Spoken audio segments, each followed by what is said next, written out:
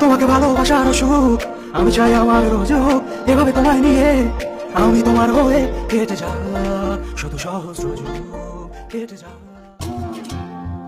গতকাল রাইতে থেকে আমরা ঠিকঠাক করছি, তোর হাত থেকে গেছে, তোর কামে আমি খুব খুশি। মাথার উপরে আপনার হাত আর দাদা ভাই নাম বুকে থাকলে এই দুনিয়াটা আমার কাছে দুনিয়া মনে হয় না। এই জন্য তো তুই আমি দাদা ভাই তিনজন মিলা পরিপূর্ণ সংসার, আর দাদা ভাই হলো আমাকে বাপ মা, আমাকে জীবন। হ্যাঁ আপা, একদম ঠিক কথা কইছেন। আপা, আপনার একটা সাংঘাতিক খবরটা হয় না? কি খবর? এদিকে তো বিরাট একটা পেছ লাগে গেছে। কি প্যাস লাগছে বাবু? জামান ভাইয়ের বউ তোমার ভাবি তো গায়েব। গায়েব মানে কি কথা বাবু? হ্যাঁ, আমি সকালে দেখি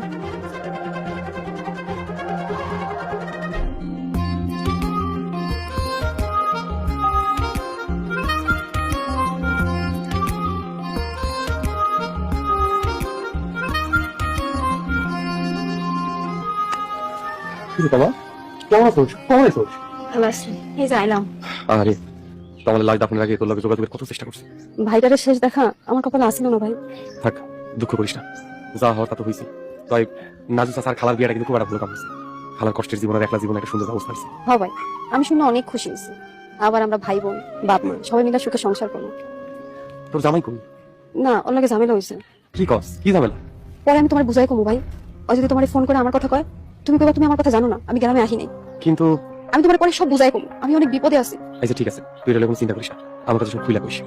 তোর জামাই ঢাকায় থাকে, তার মানে এই না যে তার ঢাকায় কিছু কম যাইব না। তবু তুই কোনো অন্যায় অফিসার কইরা তোর ঢাকা থেকে তুলে আন। আমি জানি ভাই, তোমার মতো এরকম একটা ভাই থাকলে আমার মতো এই বোনেরা কম ডর নেই। আমি গেলাম, তো বাড়িতে আইস। আচ্ছা ভাই, আমি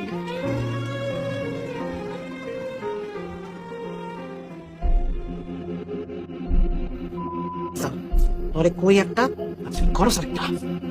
আমি এবার কি করলাম? ওরে নজর বিয়া আর সাইম রেলওয়ে লাফালাফি করতে তোরে কে কইছে? আমি কি করবো?